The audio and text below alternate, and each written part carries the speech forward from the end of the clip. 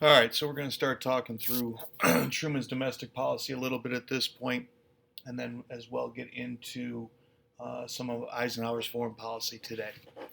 So, when we last saw each other and talked, we went through the idea of or went through the Cold War in Asia, talked a little bit about Korea as a whole.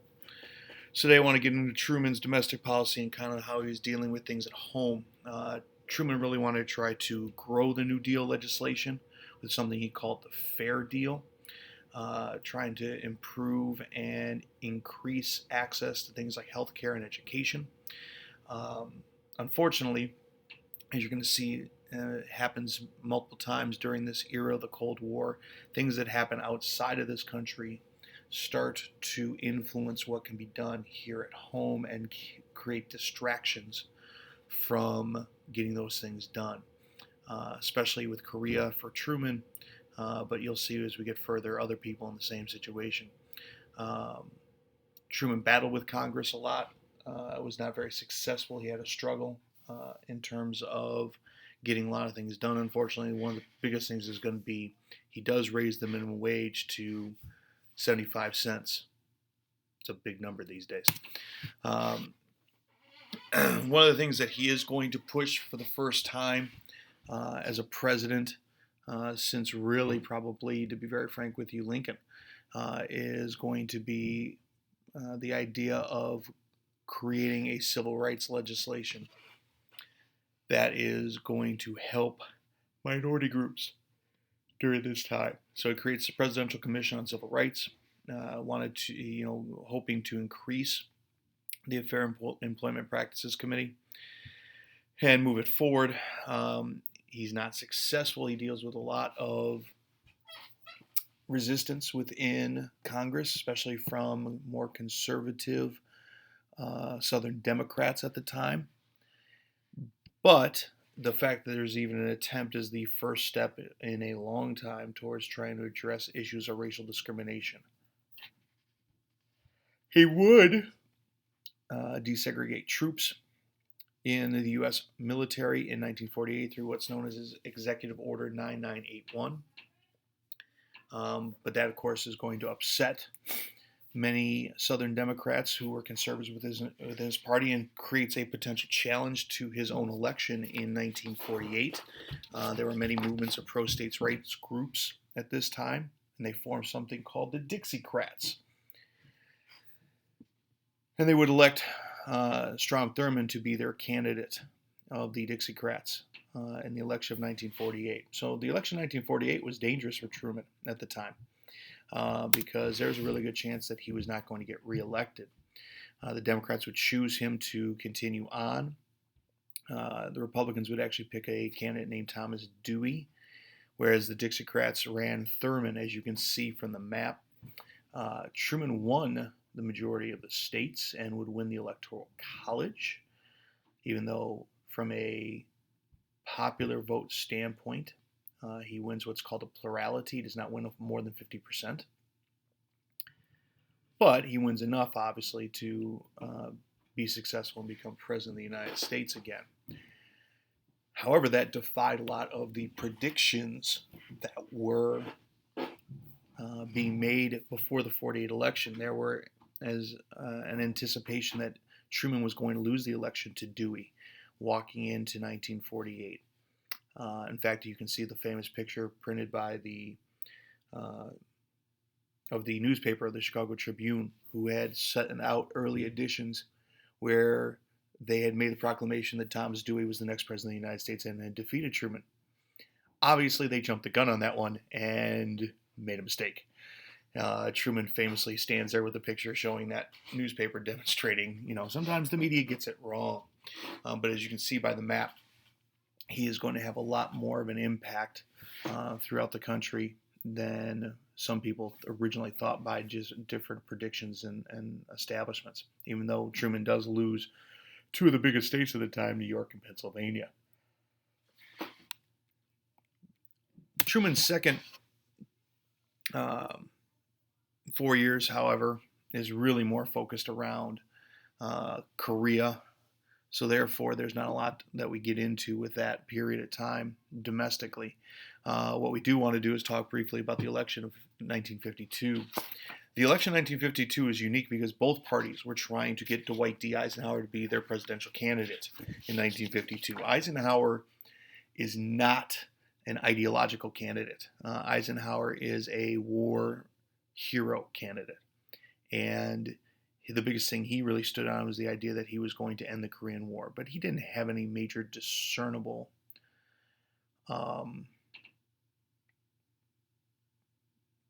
domestic policies that really stood out. He really just ran a campaign on the fact that he was Eisenhower and he helped to win World War II.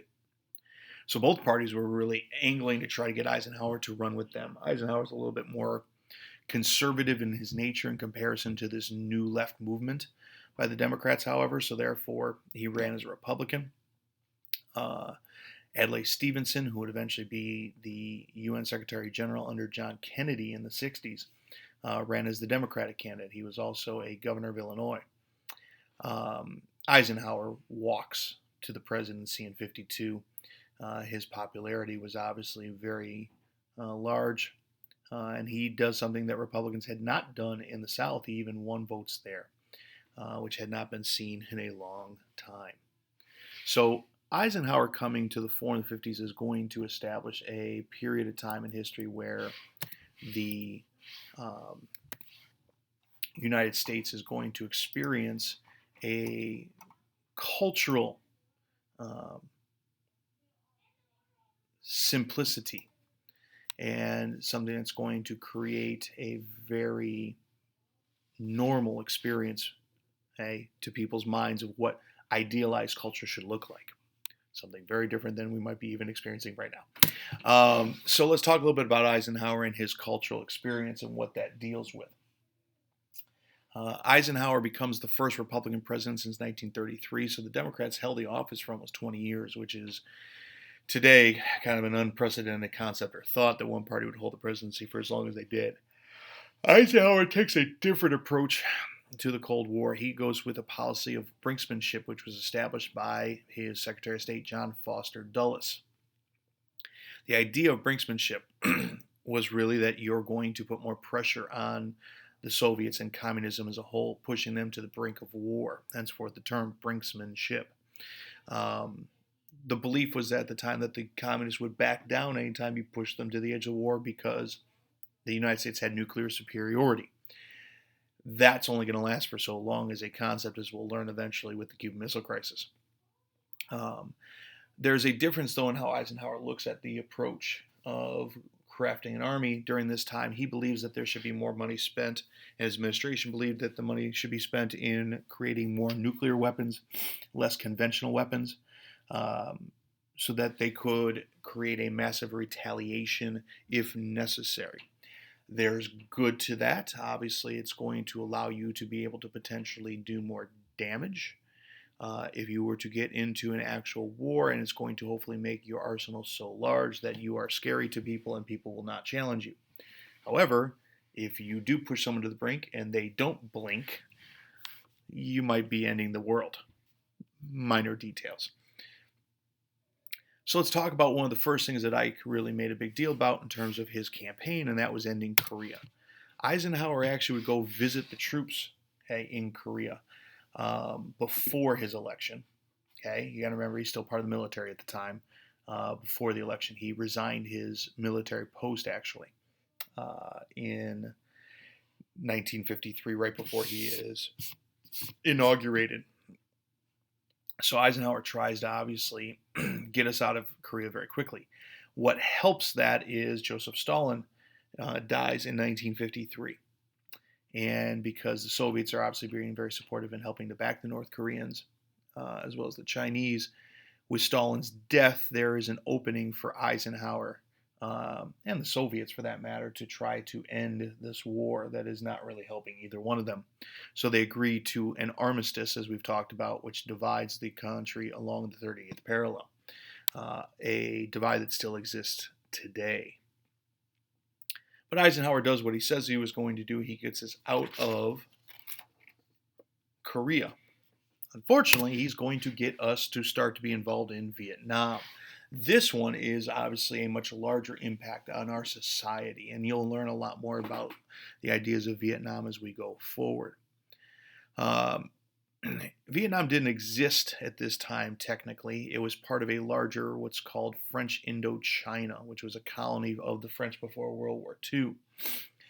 After World War II, the French decided they still should have their colonies.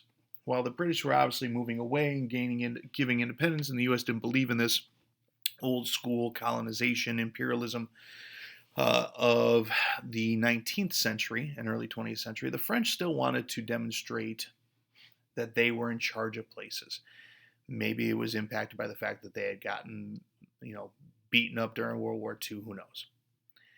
So they try to hold on to places like Indochina. They try to hold on to Algeria, so on and so forth.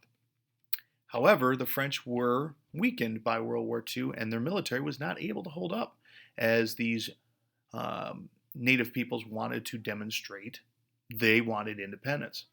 So sure enough, in 1954, the French were actually defeated and pushed out of Indochina and negotiated an agreement that created 3 new countries: Cambodia, Vietnam, and Laos. Vietnam, because again, we don't know what the heck to do with countries, is divided along the 17th parallel until there can be elections that would be held by 1956 to unify the country. The problem with this is that North Vietnam is being supported by the Soviets and the Chinese and is communist in nature. It's led by the gentleman in the top picture, and that's Ho Chi Minh. He's a communist. He is ideologically seen as the father of Vietnam to many people. He's very inspirational to communists in South Vietnam as well, which will lead to the Viet Cong. The South was originally controlled by the French and then obviously supported by the United States under the leadership of Ngo Dinh Diem, who is the gentleman shaking Eisenhower's hand in the picture in the bottom. Diem was an autocrat, and while he was supported by us, he wasn't exactly what we would call creating democracy for the region. So he's going to cause a lot of problems as time goes forward. But he's supporting more capitalist ideals, so he's our guy. The elections never happened in 1956, and the country remains divided and really starts and is deepening into a civil war between North and South. The United States is the one that kind of makes sure that they put a quash on the 56 elections because they knew that the communists would win it and Vietnam would become communist. And there was a concern that if you allowed Vietnam to fall to communism, then as you can see there, Cambodia and Laos would fall to communism, and so on and so forth. And before you know it, Japan's communist and we got problems. So between 1955 and 1961, the United States gave over $1 billion in economic and military aid to South Vietnam. They started to send advisors, which are military personnel, that would help to build the South Vietnamese army and guide them. They do commit some covert operations in the region because by 1955, we are pretty good at covert operations overthrowing governments. We did it in Iran in 53. We did it in Guatemala in 54. Why not just keep doing that? But our reasoning to that is something called domino theory. So what is domino theory? I know I'm moving fast. You can pause here if you need to write down what you need to write down. Domino theory was the belief that if one place fell to communism, the surrounding countries around it would fall to communism. If one nation falls, others will fall. So we helped Diem to establish a dictatorship in South Vietnam because he's going to make sure that they keep communism out of the region. Now, that's not great. Hey, it's not our choice per se, but he's not going to be communist, so we're okay with that. And we are obviously helping him to move forward with these ideas. Unfortunately, this support of a dictatorship in the South leads to a lot of people in the South being very much against him. They don't like us because we're another foreign invader. They don't see any difference between us and the French. And it leads to the rise of a rebel movement in South Vietnam known as the Viet Cong. And they oppose, obviously, Diem, and they oppose us. This is going to be important because eventually when we go fight in Vietnam in the 60s, we're not just fighting North Korea, we're fighting the Viet Cong, which are the South Vietnamese rebels. We're fighting a two-front war, and if you've learned anything as you've been listening to us talk about wars, two-front wars don't go well for anybody. And it's eventually going to get us bogged down and stuck in Vietnam. So there's that, but domino theory is the concern that we have, so therefore we're going to push this idea as we go forward. The last major thing that I'll talk about in terms of Eisenhower today is the idea of his issues dealing with the Middle East. The Middle East is a mess. I know, stunning. But the Middle East has a lot of new freedoms. We established Israel in 1948 under the United Nations, which is going to create massive war right off the bat. Israel declares itself a country in 1948, and its Arab neighbors declare war on it immediately.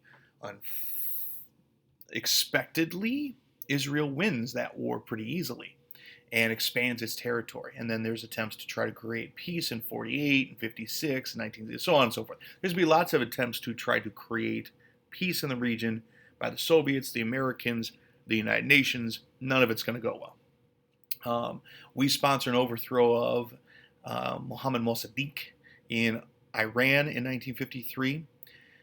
That CIA covert operation removes him and puts the Shah of Iran, the king essentially, back into charge, a guy named Reza Pahlavi. He would actually run Iran with U.S. support until 1979, when he eventually would be overthrown by the Ayatollah Ruhollah Khomeini. Khomeini would eventually be the gentleman that would kind of saber rattle the United States for a good few years. He is the dude that comes up with the whole Death to America holiday and calls us the Great Satan. And a lot of that is going to be based on the fact that he was chased out by the Shah himself. The United States would have to intervene in a dispute between Egypt and the French and the British over the Suez Canal, which was the major shipping line to be able to get products from the Mediterranean to the Middle East and to Asia, especially India and that region, South Asia. In 1957, Eisenhower would establish his own concept of a doctrine. And the idea of this doctrine was for him to be able to move forward the United States in its beliefs and its concepts of meeting communism head on wherever they needed to. And you continue to see that over and over again as we go forward with what we're dealing with. And then, of course, the United States gets involved in trying to stop a rebellion in Lebanon in 1958. Essentially, what you see out of each of the Middle East situations is that we are going to make sure that communism can't move forward in any of these regions. And it creates a lot of instability, unfortunately, at this point. So that's going to be where I'm going to stop today. Make sure that you go through the process of putting in your written notes and sending them to me by 3 o'clock today if you can. That'd be good. Just take a picture. That's why I'll take attendance. We'll continue to go forward from there. Read chapter 28 tonight. That's going to be your homework for Thursday, and we'll take a little quiz on that on Thursday. And I will talk to you again tomorrow, and we'll go from there. Also, just so you're aware, there will be office hours virtually tomorrow from 1 to 2 o'clock. I'll make sure that I post the link to you guys. That way you can ask any questions in regards to the material, homework, or if you want to just say hello, that'd always be nice. And we'll go from there. You guys have a wonderful day.